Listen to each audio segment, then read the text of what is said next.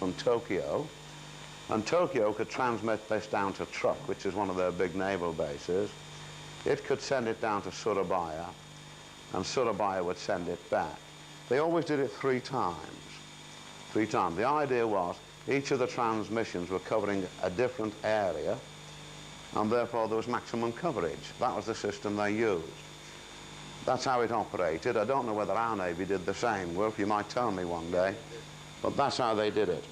And what we had to do was we went into a system of watchkeeping on this naval base at a place called HMS Anderson. Again, it was not afloat, it was a shore base. A massive listening station. We've heard all about them today, of course, with the trouble down at Cheltenham and elsewhere. And we were listening to the Japanese right throughout the war. The codes had been broken before the war by the Americans. They used 2 codes, primarily, in the Navy. One called Purple, which was a Kana code. I read very little of that personally. And the other was a cipher. It was a machine code. And both codes had been broken by the Americans before the war started. The information is in a book here called The Code Breakers by David Kahn, and that's what I got the information from. Because in intelligence, you were on a need-to-know basis. I never knew what happened to the messages I wrote down. I didn't know what they used them for. I had horrible thoughts at one time they might be using them for a purpose that might not well be intended. But we just didn't see them, we just copied them. They were taken in triplicate, and they were in watches, 4 watches. We call them A, B, C, and D. We didn't call them port and starboard and so on. A, B, C, and D. And A and B watches would work naval watches, that's 4 hours about, except for the dog watches, which were from 4 to 6 and 6 to 8 in the evening. That was to change the watches about, so they had different runs ashore. And you came off after 24 hours and you stood down and had 24 hours with nothing to do. And I thought, well, this is terrific, you know, nothing to do, this is marvellous. Every other day off? You know, why the hell have they given us it? We soon found out why you had every other day off. The work was very, very demanding. I'm going to actually show you the kind of traffic that we took. Incidentally, you might wonder where I've got all this from all these years later. They were from notes that I took down many years ago when I prepared the talk for the Wirral Amateur Radio Society, and I've kept copies of them. So this is a message from Sionan, which was Singapore before the Japs took it. They used the French from, as we do, DE, and tack line, query G6, that's Surabaya. That's a bit of romance. If you've got a tent and a tent on its side, that was top priority. Top priority. Let's get this other thing out of the way. Top priority.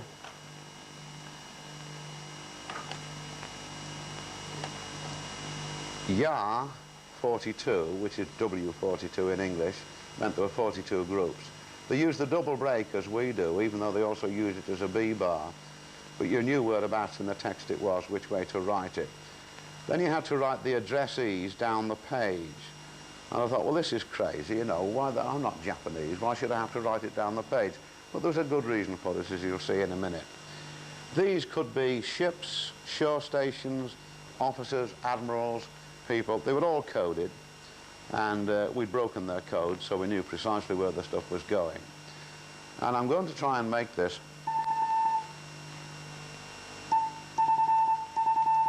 more or less how it came. They used bug keys. They'd learned them from the Americans, and they sent very quickly and very, very accurately. And this is how it came.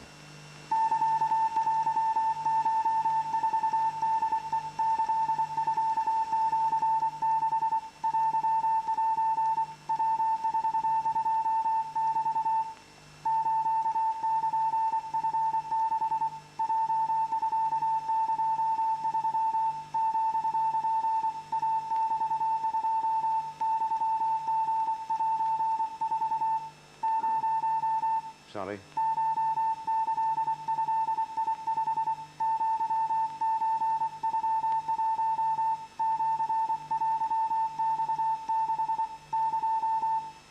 Sorry, say again.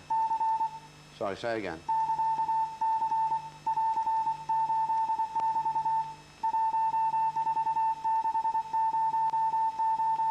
And so on.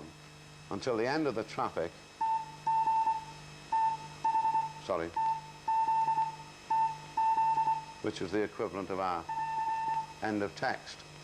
And it came at you like that. Now, they sent it 3 times.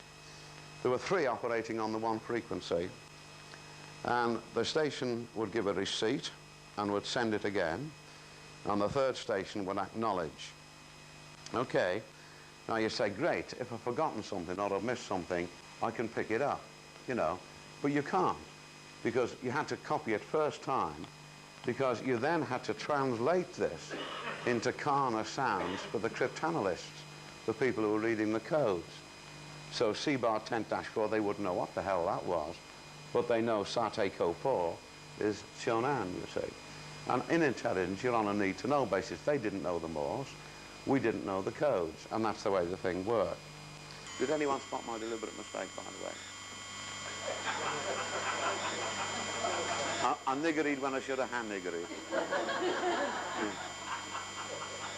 The most important code group, by the way, is that one there. Always look for that one. That's a very important code group there. It was my mum's co-op number. It was, actually. Yeah. The Japanese, meantime, his operator, all that he would do would go down the addresses, and he'd write it in Kana. And if his address isn't among there, not listed, he doesn't take it. He sends for another bottle of sake wine and a comfort girl. Okay? But we had to read the lot. And it was very, very stressing indeed, very stressing. We used to wear our headphones a bit forward of our ears, didn't we, Bill? Will. I only just met Will properly tonight. Just forward of our ears, and I've always worn them like that since.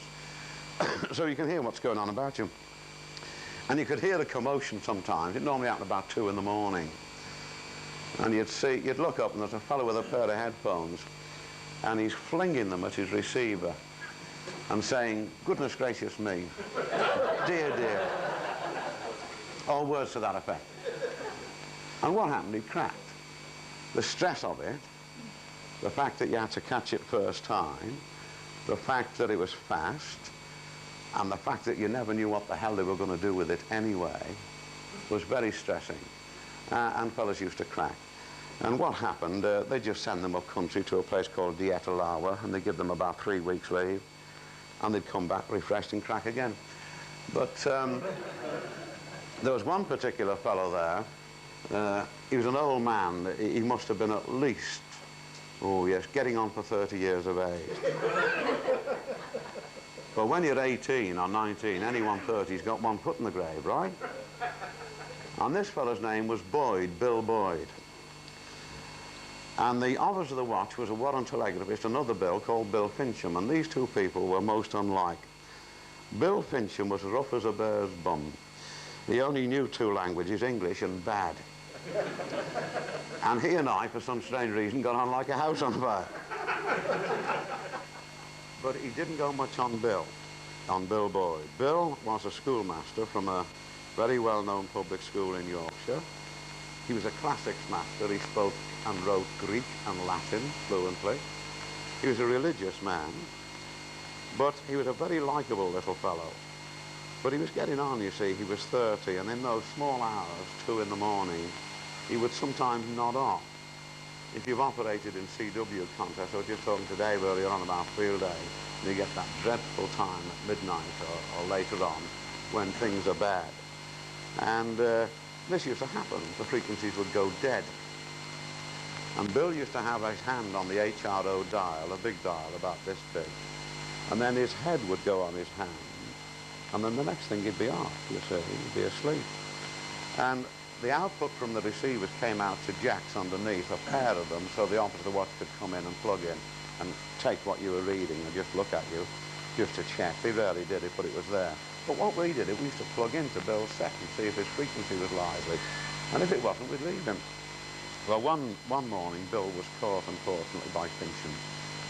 And Bill Fincham sneaked up, and he did probably one of the most horrible things, really. He just pulled the logbook. Incidentally, as well as taking this stuff in triplicate, you have to keep a running log of all the procedural signals, frequency changes and things like this. And he pulled this log. Now, we know that a naval log is gold, isn't it? When there was all that business that he couldn't find the log of that submarine, as an ex-Navy man, he must have been laughing his socks off and thought, you don't lose logs, there's no way. They're gold. You're not allowed to alter them. If something's gone wrong, you're allowed to put a line across it and initial it and put the correction underneath, but leave the original mistake in. And yet, Bill Fincham sneaked this log from under him, and he wrote this on it. I've tried to reproduce the log as it was. I didn't see this, it was reported to me. There is what he's been copying. TZ means there's nothing doing, just making sure they're still listening. Nil, nil, nil. And he wrote across it, asleep on what, and signed it W. Fincham. And just walked away. Left him sleeping, and walked into his little office in the corner. And as soon as he'd gone, of course, the lads were kicking him like this. And I'm told old Bill, 30, old Bill, wakes up, he wore very thick glasses, and he kind of rubs his eyes, and he's a Yorkshireman, he looks out and he goes, oh, oh, and he reaches for his pen, and he writes that.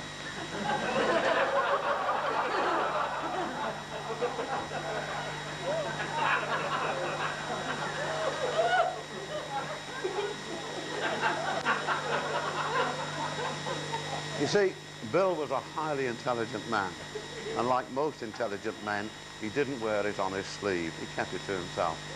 And he said, sod it in effect, you know. And